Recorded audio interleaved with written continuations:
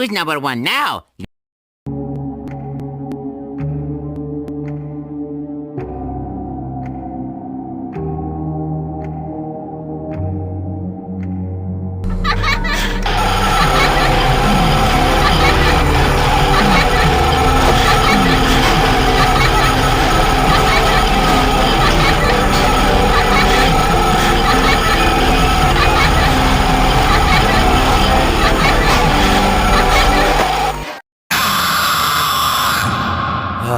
It seems that you have met your end. What a pity. You know, I don't feel too bad about it, though. After all, if it weren't me, it would have just been one of the others, I guess. I'm honestly just glad to be out of those air ducts. You know, it's not easy for a hippopotamus to fit up there, and not easy to get down either, and not as young as I used to be, as you can see. I used to be able to do all the sorts of things. You're young, you're vibrant, you have that sort of pep in your step. It reminds me of a conversation I was having with one of my good friends, Orville. We were having a nice picnic one day. I believe it was summer. No, perhaps it was...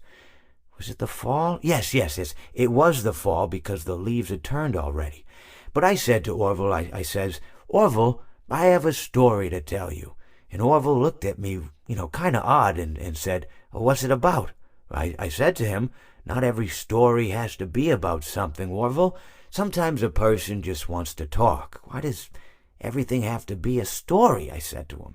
He just looked at me and he said, well, you said you had a story. And, he was quite right. I did, in fact. I told him I had a story. I suppose if a person just wants to talk, then it's best to not announce that you're telling a story. Telling a story does come with its own pressures and expectations, I suppose. After all, if you're just talking to a friend, then there's no more expectations than if you were talking into the wind.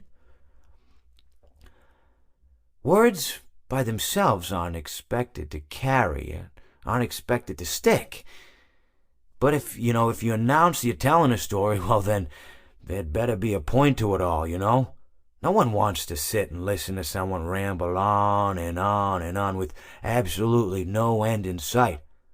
So, it's good to be mindful that when you tell someone that you're about to tell a story, that you have something to say.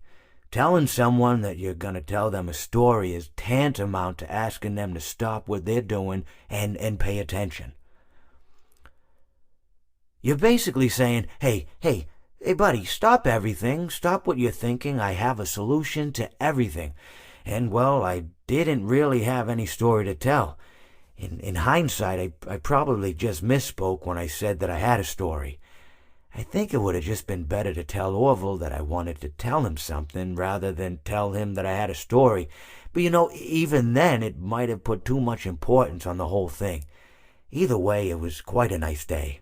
I remember that we were drinking tea.